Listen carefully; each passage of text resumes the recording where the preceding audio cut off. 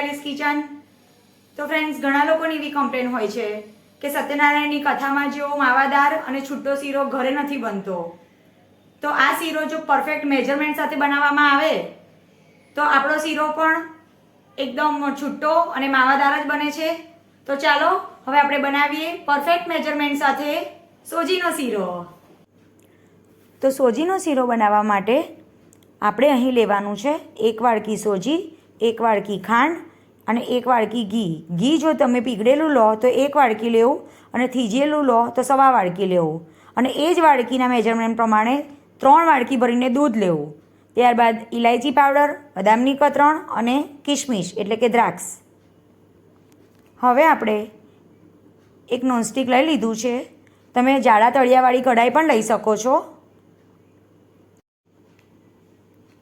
ઘી ઉમેરી લઈશું એમાં।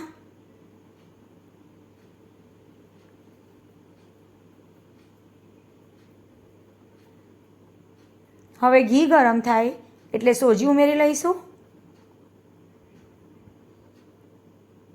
હવે આને સ્લો ફ્લેમ પર જ શેકી લેવાનો છે।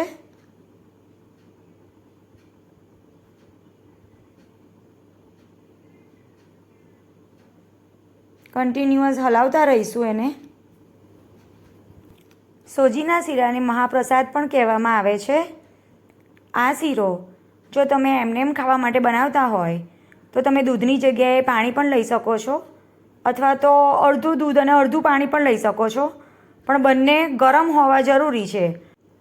જો તમે ઠંડા દૂધનો ઉપયોગ કરશો તો એમાં લમ્સ પડી જશે, એટલા માટે ખાસ ગરમ કરવું જરૂરી છે। પણ શક્ય હોય ત્યાં સુધી દૂધનો જ ઉપયોગ કરવો, કારણ કે દૂધથી જ આ શીરો માવાદાર બને છે। આ શીરાને સ્લો ફ્લેમ પર જ શેકવાનો છે। જો હાઈ ફ્લેમ પર શેકશો તો એ લાલ થઈ જશે પણ અંદરથી કાચો રહેશે, માટે આ શીરાને શેકવામાં સહેજ પણ ઉતાવળ કરવાની નથી। સ્લો ફ્લેમ પર જ એને શેકીશું। તો તમે જોઈ શકો છો કે એનો કલર પણ ચેન્જ થવા લાગ્યો છે। આ શીરાનો કલર બહુ નથી બદલાતો, બસ આવો આછો બદામી જેવો જ રહે છે।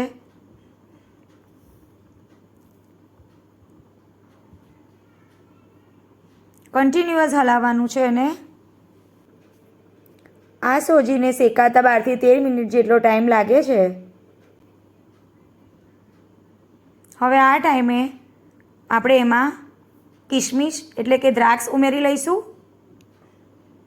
હલાવી લઈશું એકવાર અને એને પણ સોજી સાથે જ શેકી લેવાની છે।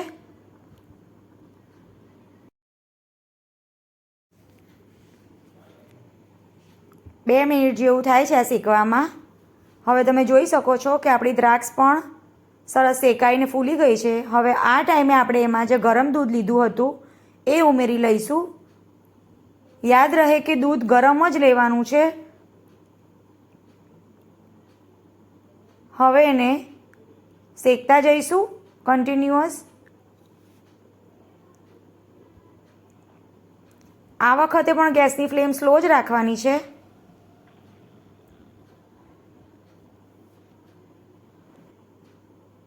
અત્યારે તમને પાતળું લાગશે, પણ જેમ જેમ દૂધ બળતું જશે એમ એમ એ થીક થતું જશે।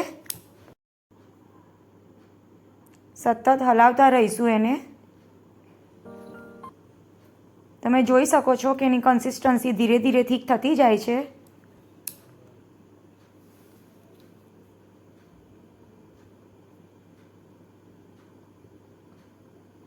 તો જ્યારે આવી થિકનેસ થાય ત્યારે આપણે એમાં એડ કરીશું ઇલાયચી પાવડર। મિક્સ કરી લઈશું એને। તો ફ્રેન્ડ્સ, મહાપ્રસાદમાં બદામ, ઇલાયચી પાવડર અને કિશમિશનો જ ઉપયોગ થાય છે જનરલી, પણ જો તમે આમ જ ખાવા માટે બનાવતા હોય તો એમાં કાજુ અને પિસ્તાનો ઉપયોગ પણ કરી શકો છો। હવે આપણે ખાંડ ઉમેરી લેવાની છે। તો જ્યારે આવી થિકનેસ થાય ત્યારે જ એમાં ખાંડ ઉમેરવાની છે। મિક્સ કરી લઈશું સારી રીતે। હવે ફરી એને 3 થી 4 મિનિટ સુધી શેકી લઈશું। તો તમે જોઈ શકો છો કે ખાંડનું પણ પાણી છૂટે છે, એટલા માટે એની થિકનેસ ફરી પતલી થઈ જાય છે. પણ ખાંડનું પણ જેમ જેમ પાણી બળતું જશે એમ ફરી પાછું એ ઘટ્ટ થઈ જશે. ધીરે ધીરે એ ઘટ્ટ થવા લાગ્યું છે. ફરી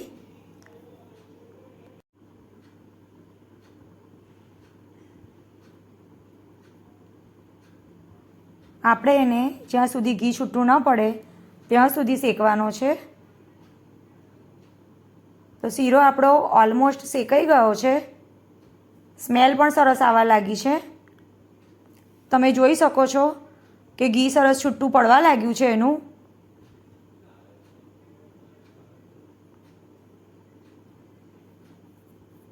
હવે આપણે આ ટાઈમે એમાં બદામની કતરણ એડ કરી લઈશું.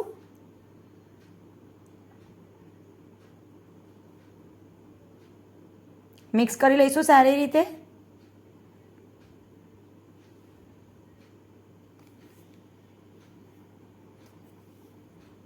હવે કરીશું આપણે એને સર્વ કરવાની પ્રોસેસ. તો ફ્રેન્ડ્સ, જો તમને મારી આ રેસીપી પસંદ આવે તો મારી ચેનલને સબસ્ક્રાઈબ કરજો, તમારા ગ્રુપમાં શેર કરજો, મારા વિડીયોને લાઈક કરજો અને કમેન્ટ કરી મને જણાવજો કે તમને મારી આ રેસીપી કેવી લાગી. તો ફ્રેન્ડ્સ, હવે આપણે એને બદામી કતરણથી ગાર્નિશ કરી લઈએ. તો ફ્રેન્ડ્સ, તૈયાર છે આપણો છૂટો રવાદાર એવો મહાપ્રસાદ. તો ફ્રેન્ડ્સ, જો તમને મારી રેસીપીને રિલેટેડ કોઈ ક્વેશ્ચન હોય તો તમે કમેન્ટ સેક્શન દ્વારા મને પૂછી શકો છો. હું એનો જવાબ પણ આપું છું અને તમારી કમેન્ટ ઓલવેઝ વાંચું છું. તો ફ્રેન્ડ્સ, ફરી મળીશું એક આવી જ નવી રેસીપી સાથે. બાય.